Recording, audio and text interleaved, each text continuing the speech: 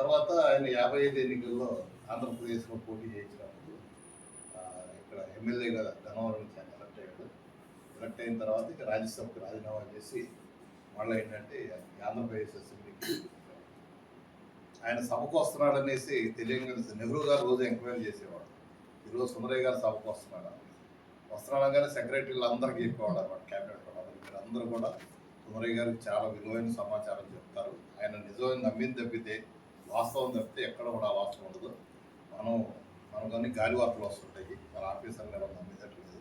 అందుకని మీరు కాదు చాలా జాగ్రత్తగా రాసుకోండి అని చెప్పి అంటే ఆయన మాట్లాడింది అథారిటీగా తీసుకునేవాడు నెహ్రూ.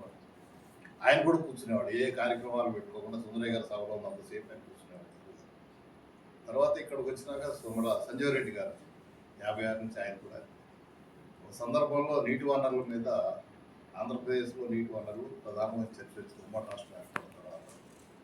సుందరయ్య గారు ఆ డిస్కషన్ స్టార్ట్ చేసి ఏంటంటే దాదాపు 2 గంటల పాటు ఎక్స్ప్లెయిన్ చేశారు. తర్వాత నాగిరెడ్డి గారు మంది చాలామంది మాట్లాడారు.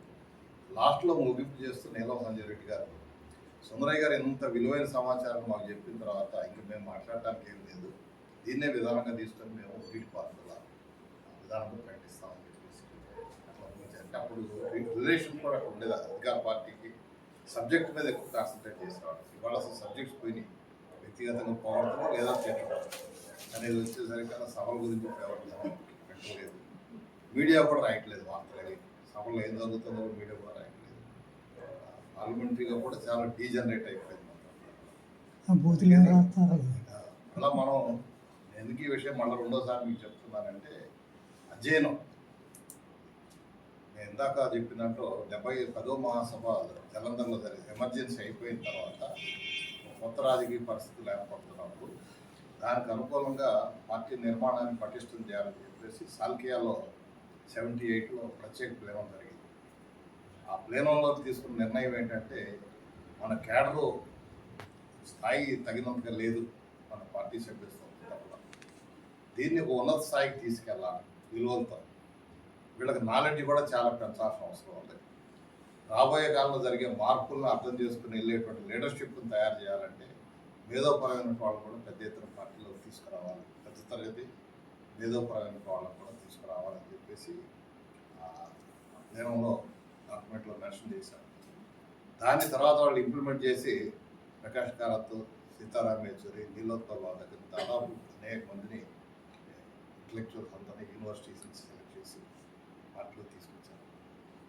ఇవాళ మళ్ళీ ఏమవుతుందనంటే ఈ మేధోపరమైన లీడర్షిప్ మళ్ళీ క్యాప్ వచ్చేసింది.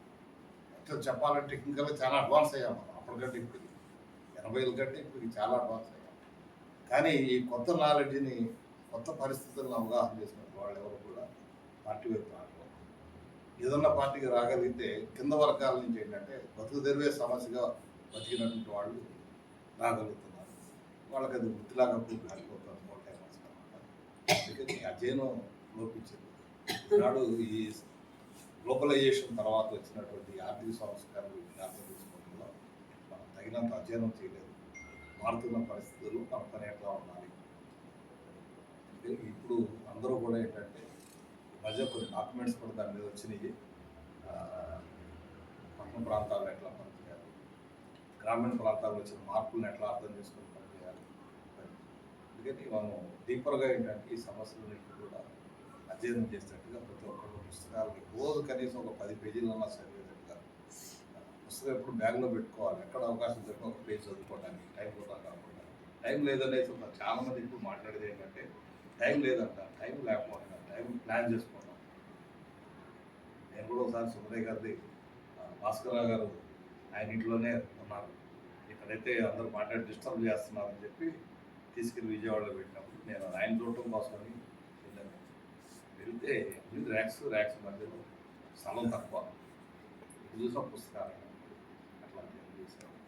ఆయన సభకి వెళ్ళేటప్పుడు కూడా అనేక మంది ఆఫీసర్స్ని రిక్వెస్ట్ చేసి వాళ్ళతో చర్చించి అనేక విషయాలు చేసి ఈవెన్ వాడిని కూడా ఒకసారి పిలిపించిన ఏదో క్వశ్చన్ రేజ్ చేయాలి, దానికి ఆన్సర్ చేయడం, ఆ విషయాలన్నీ డిపార్ట్మెంట్ తెలుసుకొని ఆయన స్వయంగా నిర్ధారణ చేసుకోకుండా ఏ ప్రశ్న వేసేవాడు కాదు, గాలి మాటలు మాట్లాడటం ఇక్కడ అంగీకరించేవాడు కాదు.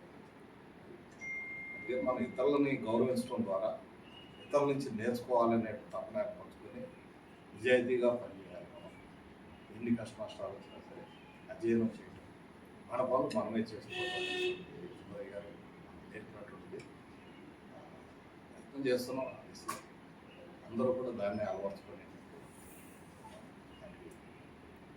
ముందుకు తీసుకెళ్దామని చెప్పేసి ఈరోజు మనందరం కూడా ప్రతిజ్ఞ చేసి ఈ సమావేశాన్ని తీసుకున్నాం. లాస్ట్లో